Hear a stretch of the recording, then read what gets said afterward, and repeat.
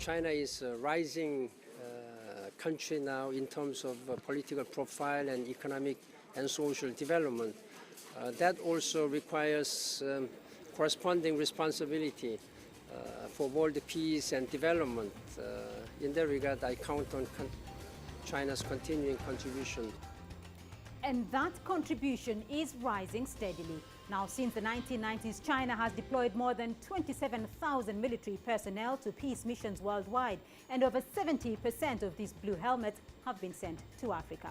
So who are these men in blue, and how can China further contribute to peace and security in Africa? I'm Beatrice Marshall. Welcome to Talk Africa.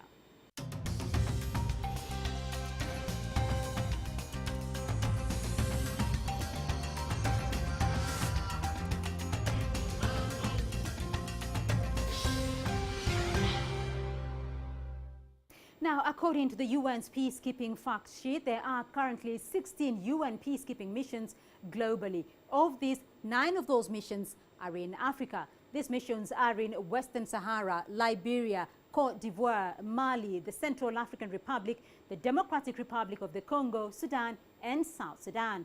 Well, it's worth mentioning that of the 125,396 personnel serving in those 16 operations, 102,714 are in Africa, and that's almost 82% of the total peacekeeping personnel. And down to individual countries' contributions, China has 2,675 blue helmets on the ground in Africa, the highest number compared to the other permanent members of the UN Security Council. France is a distant second with 57, the US third with 44, Russia 34, and the United Kingdom has 14. But beyond sending boots on the ground, to what extent can these peacekeeping missions contribute to peace building in Africa? And how can China's participation bring a new dimension to Africa's lasting peace and development? Well, another big player in Africa's security is the African Union, which has spearheaded many missions across the continent. CCTV's Girum Chala spoke to the African Union Peace and Security Council about some of these efforts and China's contributions.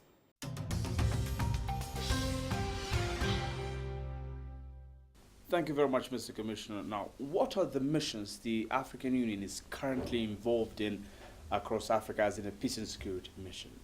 Well, I think we are trying our best to tackle many situations. That's definitely Libya, Burundi, Boko Haram, South Sudan. I think those are the hotspots on which we are presently working very hard in order to promote dialogue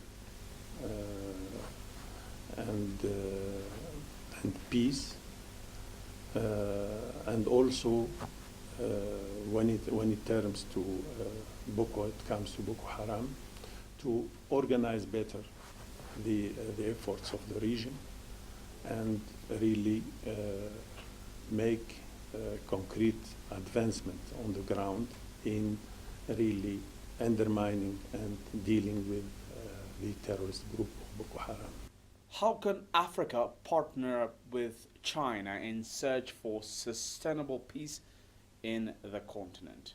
I think one has to recognize that China is really a reliable partner for Africa, and especially for us in my department of peace and security.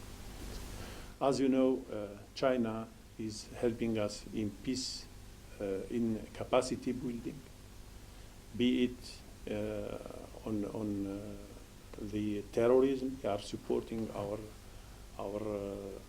center in Algiers. They are also giving, as we speak now, we have experts who are trained actually in China on this issue. This is in fact the implementation of what we have agreed when I went to Beijing. So it's already implemented, which is very good. They are also giving us material support to AMISOM, and we have got an important contribution, and hopefully very soon we will finalize documents with the Kenyan authorities to deliver it to the AMISOM. They also made financial contribution, which has been now, which is now designated to help the Somali National Forces in terms of building barracks for the army, which is very critical and very important for the security in that country. As you remember, this January, China donated $1.2 million to African Union Peace Fund.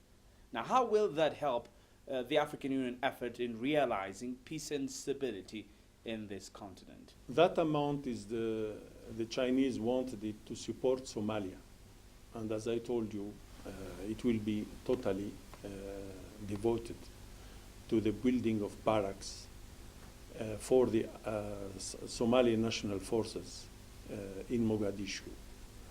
There we will be solving a very, very important security issue before.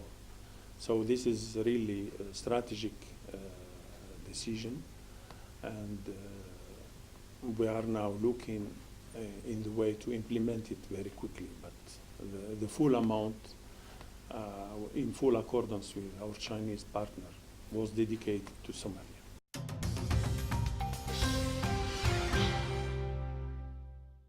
Well, to get a better sense of China's involvement in peace and security here in East Africa, let's now cross over to CCTV's correspondent for the Horn of Africa region, Mohammed Hirmoge in Mogadishu. Mohammed, the Horn of Africa region is a rather troubled region there. Can you give us, from your experience, though, what are some of the security challenges facing that part of the continent? Well, the biggest security challenge, the biggest threat facing peace and stability in the Horn of Africa and Africa at large today is terrorism. From Al-Shabaab activities over here posing a security challenge and a security threat in the entire East Africa, across to the Horn of Africa, to Boko Haram in West Africa and Al-Qaeda in the Islamic Maghreb in North Africa. All these are tied. Boko Haram is in a way tied to Al-Shabaab. Al-Shabaab is in a way tied to Al-Qaeda in the Islamic Maghreb. They all fall under the umbrella of Al-Qaeda, and that is the biggest threat towards peace and stability in this region as well as many other parts of Africa. And a very good example of Africans coming together to solve an African problem is the Somali situation. The African Peacekeeping Mission, AMISOM, is apparently doing what the United Nations and the United States have failed back in the 90s.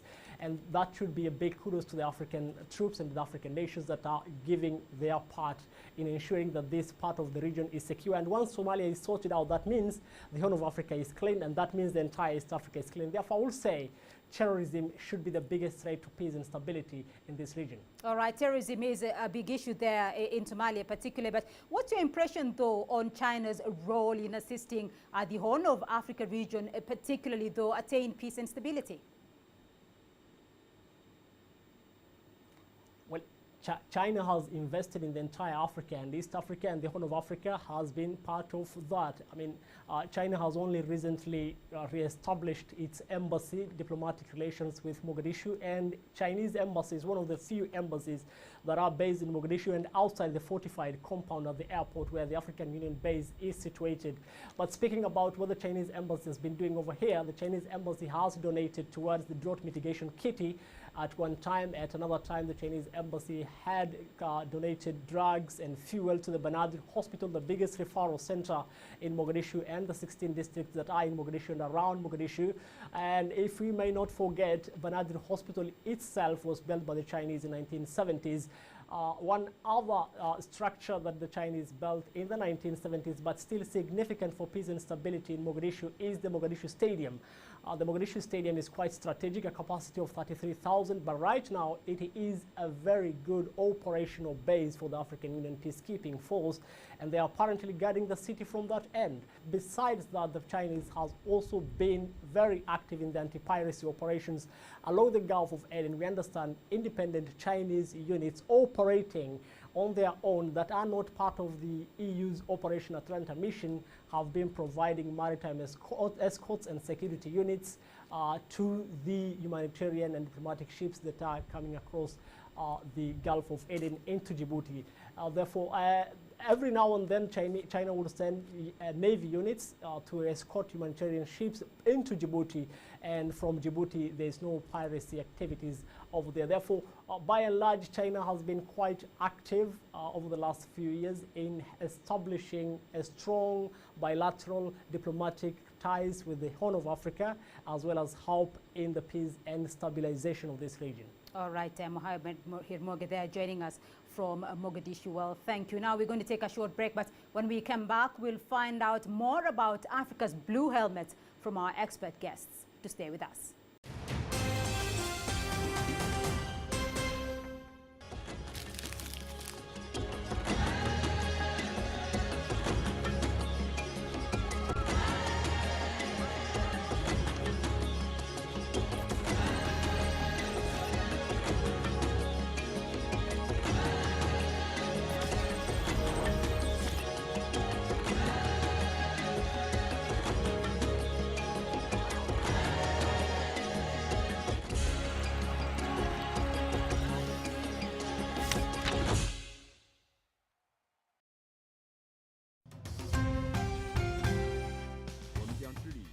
We work on implementing the China-Africa Initiative on security cooperation and supporting our response forces there. We will also provide training for African troops to help Africa build its own peacekeeping forces. That was China's envoy to the United Nations, Liu Jieyi, expanding on the China-Africa Initiative on security. Welcome back to Talk Africa. Well, joining me now to broaden this discussion is political analyst Macharia Munene, and standing by in Beijing is a current affairs commentator Victor Gao. To you both, thank you for joining us here on Talk Africa. Mr. Gao, first to you though. Now, when Premier Li Keqiang was in Africa in May of 2014, peace and security was listed as one of the 6 major cooperation projects alongside, and I'll name them, industry, finance, poverty reduction, ecology and environment, and people-to-people exchanges. From what you are seeing today, though, what is the current strategy on peace and security for China in Africa? Thank you very much. It's a great honor to be on your program. I think based on the Chinese experience, if you want to grow your economy and achieve higher level of prosperity, you need to have stability. And you have to fight against any attempt to sabotage stability and peace. And if you look at the African continent as a whole, there are many areas where conflicts are happening, where extremism are happening, and also piracy, for example, is rampant in certain parts of Africa. As a result, peace and security can be threatened, and I think it calls for international cooperation and pooling of resources for all the stakeholders to really maintain peace and stability in Africa, so that people in all countries in Africa can achieve higher level of economic growth. And this, I think, is the thrust of the Chinese proposal for peace and security arrangement in Africa. That is the crust of the Chinese proposal, though. But China also recently donated $1.2 million though, to Africa's Peace Fund. They have set up a special security department within the Chinese ambassador's mission to the African Union. What is motivating, though, China in particular in expanding its security initiatives in Africa?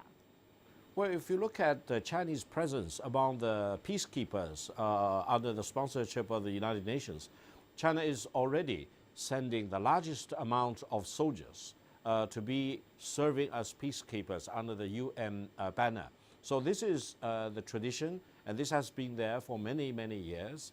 And I think purely depending on international peacekeepers may not be sufficient. In Africa, there is a dire need to train local Africans to be peacekeepers so that they can be more effective in maintaining regional peace and stability.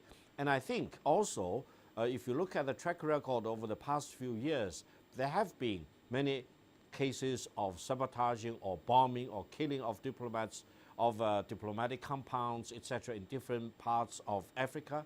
And there is necessarily a need to beef up security arrangement, and purely depending on Chinese security officers may not be enough. It will be a much better recipe if China and the African countries and their own local security forces can cooperate and strengthen their solidarity together in maintaining peace and stability, including the security and safety of the Chinese diplomats based in many embassies throughout the African continent. All right, Professor Monene, though, to you, you're hearing the sentiments coming out of Beijing, though. What is your impression, though? What is your understanding of what is going on in terms of China's security presence, or presence, though, in Africa's security situation?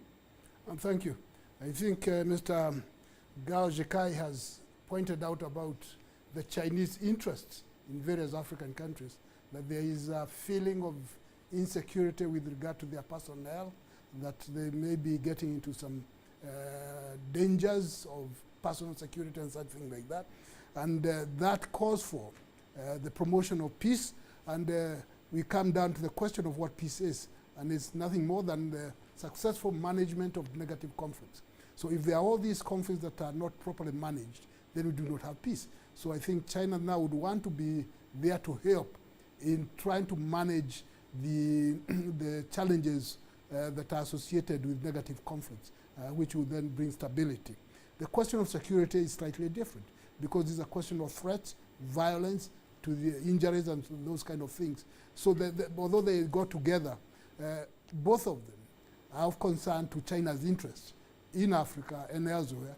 And for some reason, we seem to have more than our share of those challenges in the African continent than many other parts of the world, although they are not exclusive to Africa. All right, Mr. Gao, to what extent, though, is this really an attempt to safeguard, though, China's interests on the African continent? No, I think it's a two-way traffic. First of all, without peace and stability in African countries as a whole, local economic development will be out of the question. Secondly, if peace and stability are undermined, Chinese personnel, Chinese diplomats, Chinese economic investments in Africa will also be threatened. You remember that during the fight in Libya, more than 36 Chinese nationals had to be evacuated. Many of them actually were working on refinery projects, major chemical plants, etc., sometimes very deep in the desert.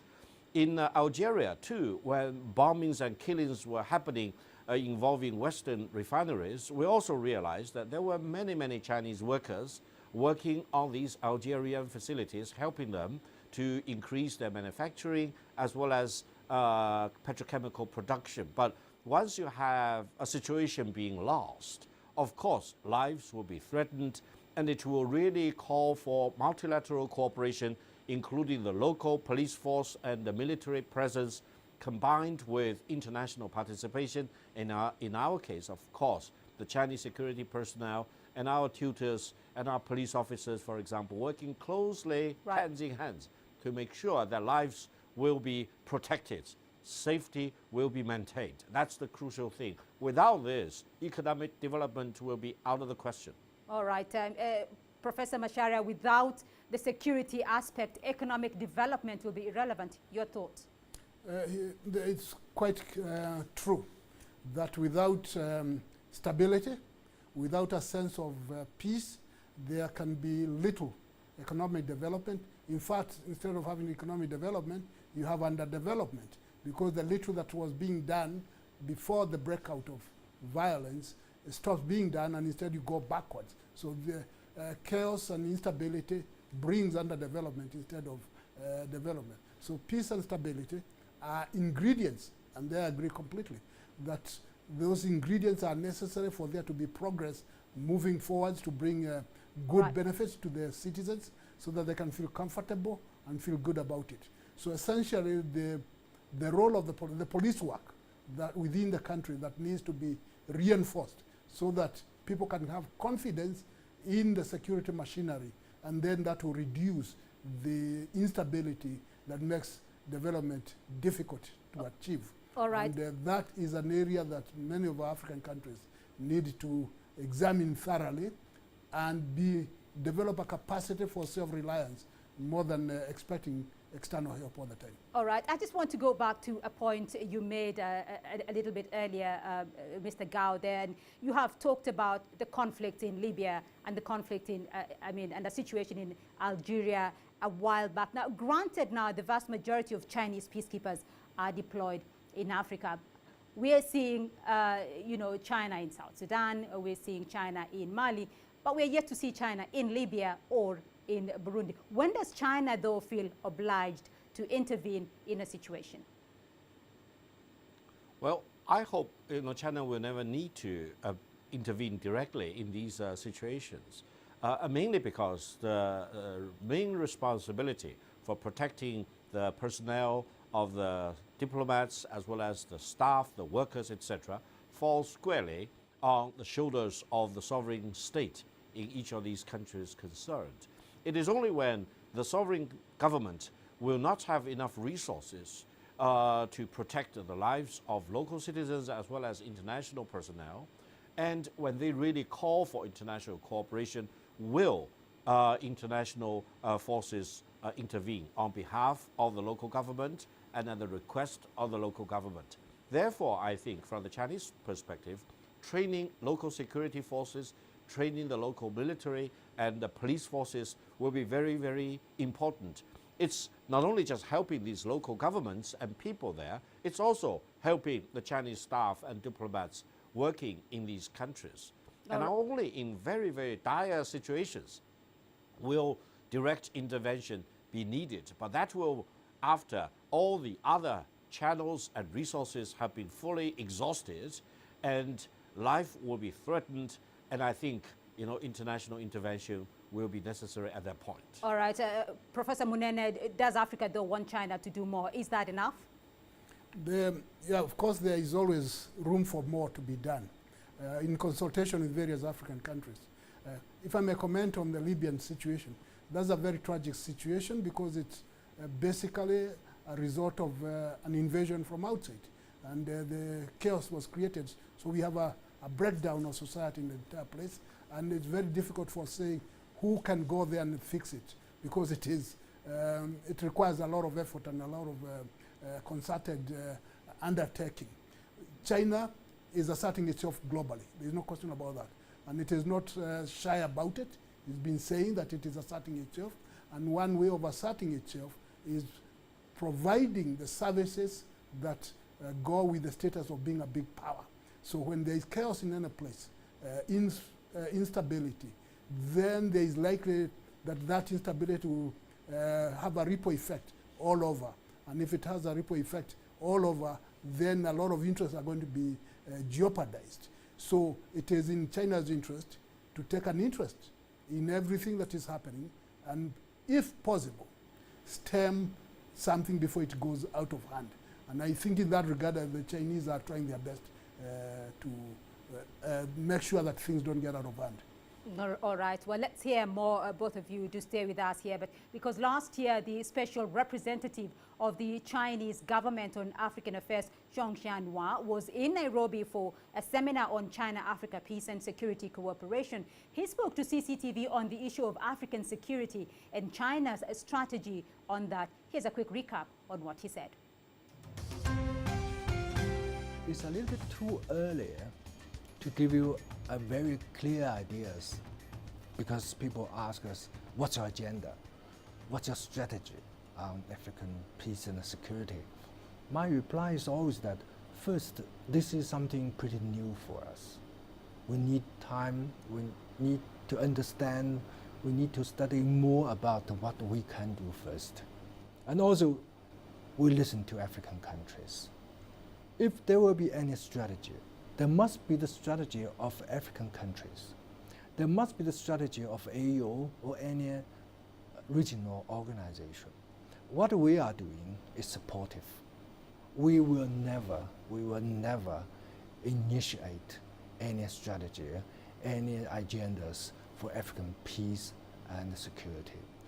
This question, this peace and security problem or items or project is basically an African thing. So we always see ourselves to be in a supportive help and cooperation character to play. Ambassador Zhong Xianhua talking there about China's strategy. Though, Mr. Gao, another comment though, China's ambassador and Chinese officials have spoken about this, and they have said that China wants to be part of Africa's peace and security efforts. Is there though a significant shift in policy now moving forward on resolving security in Africa from China's perspective? Well, first of all, I think the Chinese ambassador said all the right thing. I think his key message is that China will never intervene or interfere in the domestic affairs of any African countries, and China will pledge to cooperate with the government and people in different African countries for mutual benefit. That bottom line is clearly defined, and I completely agree with that. On the other hand, if I may add a point, I think the situation in African countries is changing, sometimes very rapidly, and sometimes you do see very much enhanced security threats. And I think leaving the responsibility to the local African governments is absolutely the right thing. But international cooperation will become more and more important. This is mainly because state governance is critical in maintaining peace and stability. But in some of the African countries, the capability to do the state governance in the right way is relatively weak. And other countries, including China, will help the African brothers and sisters significantly if we can share our experiences with them, if we can lend support, material, as well as theoretical, for example, and at their request, I think working shoulder to shoulder with the African brothers and sisters will also be helping each other and create a win-win situation. So I think eventually China needs to step up significantly in working closely with the various African countries in helping maintain peace and stability in African countries for the local people's benefit as well as for international peace and stability. All right, Mr. Gao, there's clearly a lot of complementarity here, but now, though, moving forward, though, what is it that we're likely to see, though, from China in terms of its, possible assistance in Africa's security issues? Is that going to be more on negotiation, more on peacekeeping, as we've seen in the recent past, or is that more to do with addressing the root causes of these conflicts in Africa, like poverty and development? Well, several things China has been doing for a while, and I think China needs to step up and strengthen these things. One is anti-piracy. China is very much involved in anti-piracy campaign offshore in Somalia, in that region, in the Red Sea, for example. The other one is anti-terrorism, mainly because there have been cases where Chinese nationals have been held hostage or even threatened, their lives being threatened, etc. So this will require a lot of cooperation with the local law enforcement agencies, etc. And peacekeeping, definitely China will step up and have a strategy under the UN banner for the whole of African continent. But other things probably will also be introduced and enhanced. One is intelligence sharing with the African counterparts in terms of anti-terrorism, anti-fundamentalism, anti-extremism. The other one is, providing the local governments and law enforcement agencies with the equipment that China is, in many cases, are very, very good at producing and also arming our own security forces in China. Then the other thing is probably to come up with a continental-wide scheme of beefing up security and safety arrangements. Because sometimes, for example, if you look at the African continent, transportation is fragmented, infrastructure is fragmented, etc.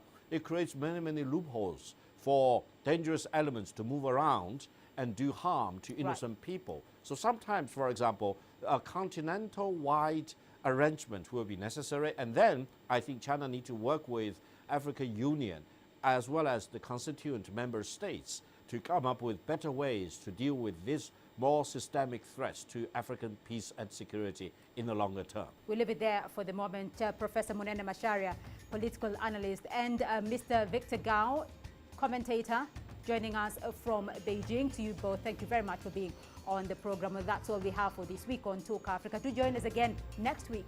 Goodbye.